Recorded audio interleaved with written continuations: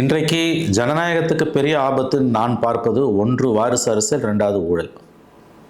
வாரிசு அரசியல் என்பது ஆஸ் அ கான்செப்டே வந்து ஜனநாயகத்துக்கு எதிரானது தானே. அதுக்கு மன்னராட்சி இருந்துட்டு போகலாமே. இன்றைக்கி சில பேர் வாரிசு அரசியலை நியாயப்படுத்துகிறாங்க, பல பேர் நியாயப்படுத்துகிறாங்க. யார் வராங்கன்றது முக்கியம் இல்லை, என்ன கொள்கை தான்ன்றது முக்கியம். உதாரணத்துக்கு நம்முடைய திராவிடர் கழகத்தினுடைய கொள்கை பேர் இப்போ பொருளாளர் அருள்மொழி, வழக்கறிஞர், தீர்க்கமாக பேசக்கூடியவர், தமிழ்நாட்டு அரசியல் ஆளுமைகளில் ஒரு முக்கியமான ஒரு இடத்தை பிடித்திருக்கக்கூடியவர் நம்முடைய அருள்மொழி. அழுத்தமான கொள்கைகளை பரப்பக்கூடியவர், பேசக்கூடியவர். எனக்கு அவர் மீது நிரம்ப மரியாதை உண்டு.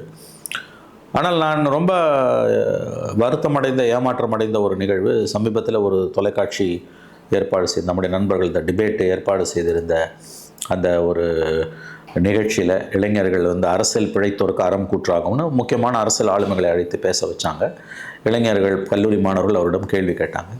அப்போ வாரிசு அரசியலை பற்றி ஒரு இளைஞர் கேட்கும் பொழுது நம்முடைய அருள்மொழி அவர்கள் வந்து அதை ரொம்ப சாதாரணமாக கடந்து போகிறார், நியாயப்படுத்துகிறார்.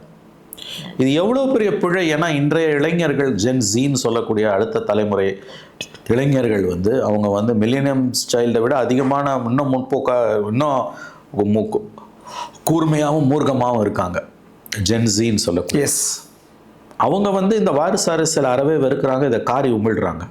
அவங்க ஒரு கேள்வி கேட்குறாங்க, இந்த வாரிசு அரசியலை பற்றின ஒரு கேள்வி, எப்படி நியாயப்படுத்துறீங்கன்னும் பொழுது நம்முடைய அருள்மொழி அவர்கள் அதை என்னை ரொம்ப பாதித்த ஒரு விஷயம் அவங்களோட பதில். அவங்க அப்படியே கடந்து போகிறாங்க. இதில் என்ன, அதாவது வந்து வாரிசா இல்லையான்றது முக்கியம் இல்லை, என்ன கொள்கைகளுக்காக அவங்க நிற்கிறாங்கன்றது தான் முக்கியன்றாங்க. ஏன் உங்களை அது கன்வின்ஸ் பண்ணலை? யார்?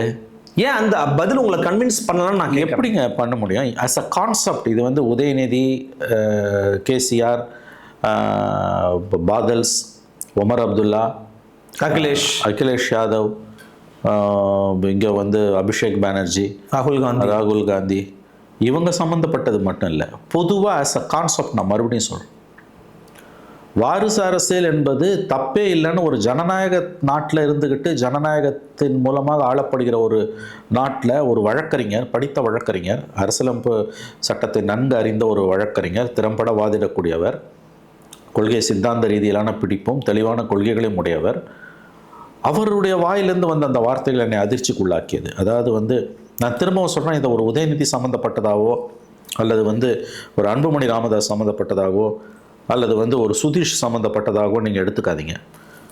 ஆஸ் அ கான்செப்ட் பேசுங்க. ஒரு கருத்துரு என்கின்ற முறையில் வாரிசு அரசியல் ஜனநாயகத்துக்கு ஆபத்தா இல்லையானா எடுத்தடுப்பிலேயே மின்னல் வேகத்தில் வர வேண்டிய பதில் எஸ், ஆம்.